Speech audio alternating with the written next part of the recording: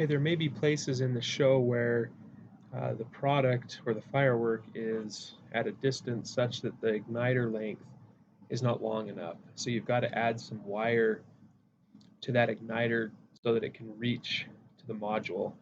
So we use what we call scab wire. It basically is just a 2-terminal solid copper 24 gauge wire. Sometimes it's called blaster's wire.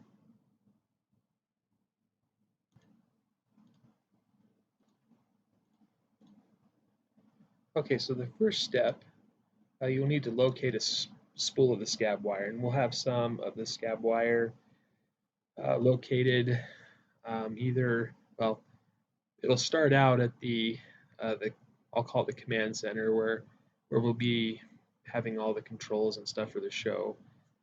So that'll be the first step. If you can't find any there, it just means that somebody else is using it, but I'll have 2 or 3 rolls of this available to use at the show.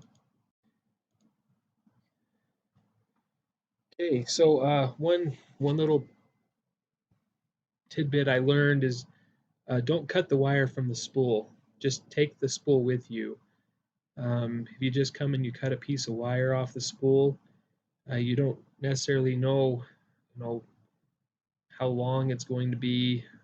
So just come and grab a spool. Don't actually cut it yet, and we'll explain why here in just a minute.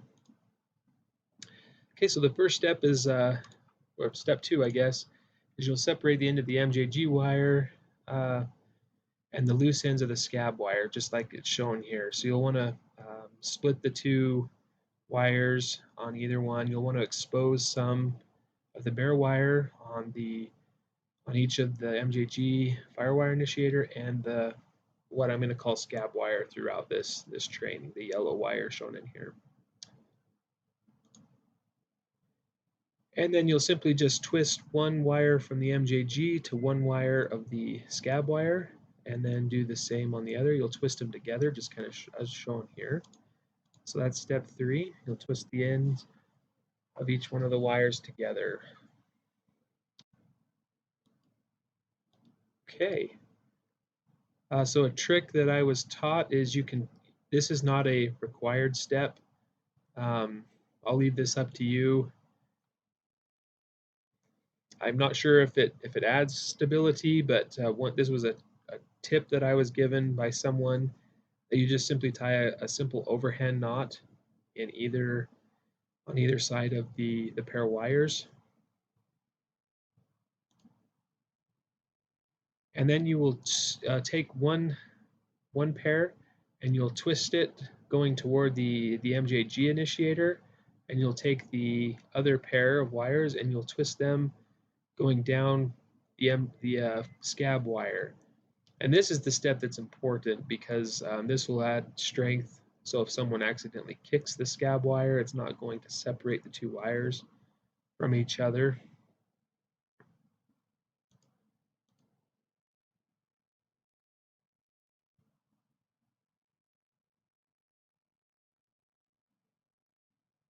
So hopefully that makes sense.